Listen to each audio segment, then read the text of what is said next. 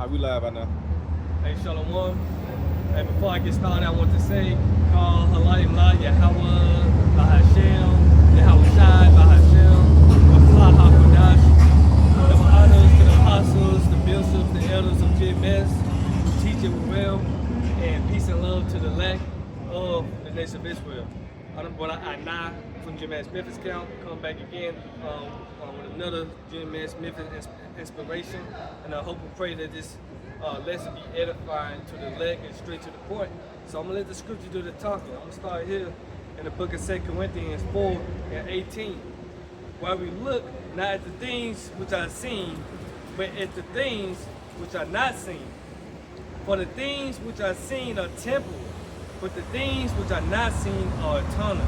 So bringing that out just to show us to keep our mindset on the kingdom of heaven, right? Because everything that we see in this society on this earth is temporary. The money, clothes, fame, hoes, whatever, it's temporary. It's gonna be destroyed. It's gonna pass away. But the things we can't see is what? Immortality, the kingdom of heaven, and that's gonna be what? Forever.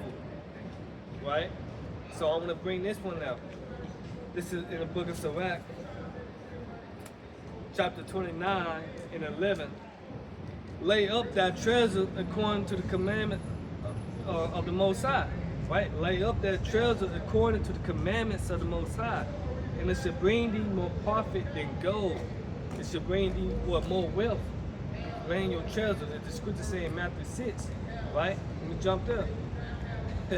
This is Matthew chapter 6, and I started 19. Lay not up for yourself treasures upon earth, which I just read. What? It's Sirach 29. Hold on. Sirach 29:11. Lay up their treasures according to the commandments of the Most High. So lay not up for yourself treasures upon earth, because this earth, this rulership, is temporary. The Lord said when he come back, he gonna bring a new heaven and a new earth wherein we can dwell in righteousness. You see?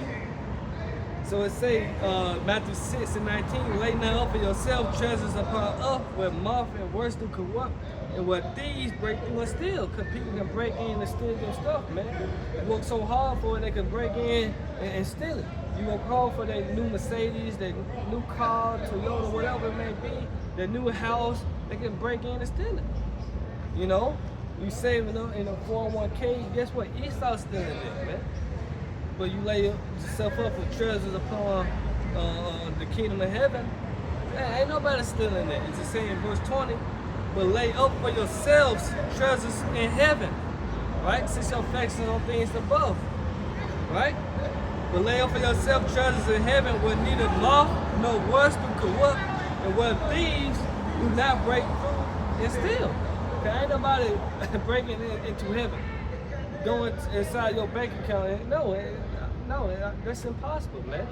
So you keep your treasure in heaven, man. We got a spiritual bank account, a spiritual 401k, man. And the Lord told us wherever we have lost on this side per second, we're gonna get back 100-fold, man. Right? You lost a job paying $100 an hour. Guess what? You're gonna get more than that, man. Well, your mindset is still on chasing the bag here on this earth, you're in the wrong spirit. Your spirit, your mind should be what? On things in heaven. Because in the heaven, in the kingdom of heaven, the bag gonna chase you. You know?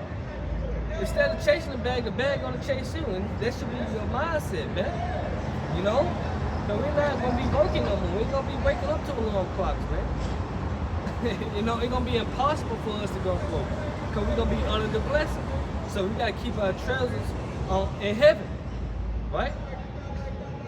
So verse 21, for where your treasure is, there will your heart be also, your mind. People's mindset is what? Winning a Super Bowl, winning a Grammy, getting the most women, whatever it may be. No, your mindset should be what? On rulership, immortality, right? Everlasting life. Jumping down to verse 33, Matthew 6 and 33, but seek ye first the kingdom of Yahweh by Shem Yahweh Shai in his righteousness. And all these things should be added unto you. Right? All these things should be added unto you. Just like King Solomon, what he prayed for. He prayed for wisdom, and therefore the Lord added more things upon him. made him the richest king ever.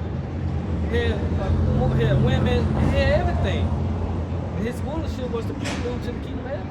But it started by what? Seeking the Most High first and his righteousness. And it started by seeking his name. And which that a treasure in itself. Because a lot of people on this earth, they don't have the name. You see? They're saying Yah, Yahweh, Most High Christ bless, Jesus Christ. Those ain't it. Right? But it's for us, we've received the treasure, this truth, the wisdom, knowledge, understanding. Now we gotta hold on to it, man. So Lord willing, he was edified to this lesson was edified to the elect. That's Shalom. Hey, Shalom. Good.